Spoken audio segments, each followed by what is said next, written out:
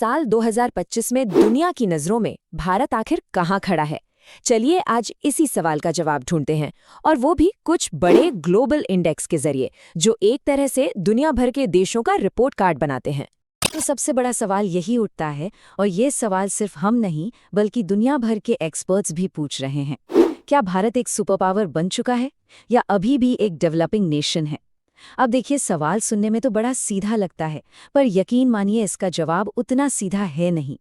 और पता है, यहीं से पूरी कहानी एकदम दिलचस्प हो जाती है। अगर हम 2025 की ग्लोबल रैंकिंग्स को देखें तो जवाब मिलता है दोनों। जी हाँ, भारत एक ही वक्त पर एक ही सिक्के के दो बिल्कुल अलग अलग पहलू दिखा रहा है। इन रैंकिंग्स को समझने का सबसे आसान तरीका ये है कि इन्हें किसी भी देश का, आप कह सकते हैं, एनुअल रिपोर्ट कार्ड मान लिया जाए।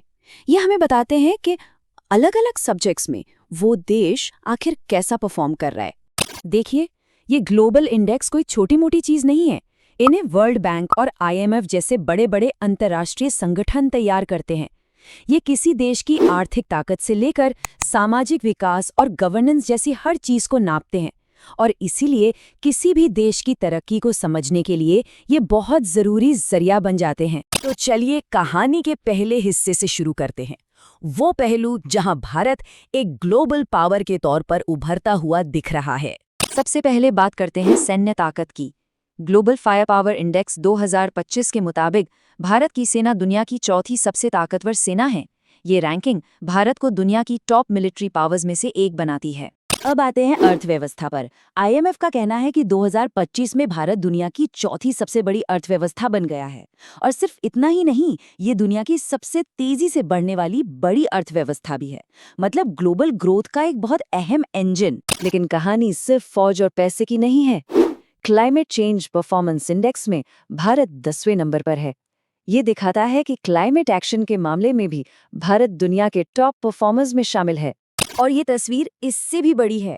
भारत दुनिया का तीसरा सबसे बड़ा इनोवेशन इकोसिस्टम है। सॉफ्ट पावर मतलब अपने कल्चर और डिप्लोमेसी के दम पर टॉप 30 में है, और ट्रेड लॉजिस्टिक्स में भी लगातार सुधार कर रहा है। ये सारी चीजें एक मॉडर्न पावर की निशानियां हैं। लेकिन जैसा कि हमने शुरू में ही कहा था, ये कहानी का सिर्फ एक पहलू है। अब वक्त है सिक्के के दूसरे पहलू को देखने का। चलिए अब उन एरियाज पर फोकस करते हैं जहां भारत आज भी बड़ी सामाजिक और विकास से जुड़ी चुनौतियों का सामना कर रहा है। अच्छा, अब जरा इन नंबर्स पर गौर कीजिए। यही हमें कहानी का दूसरा और थोड़ा, कह सकते हैं, चिंताजनक पहलू दिखता है। ग्लोबल हंगर इंडेक्स में 123 देशों में से भारत 102वें नंबर पर है। इसे गंभीर यानी सीरियस हंगर लेवल माना जाता है। फिर देखिए world press freedom index, rank 151, जिसे बहुत गंभीर स्थिति बताया गया है। और ऐसा ही कुछ हाल ह्यूमन डेवलपमेंट और हैप्पीनेस जैसे मामलों में भी है, जहां भारत की रैंकिंग या तो बीच में है या फिर और भी नीचे।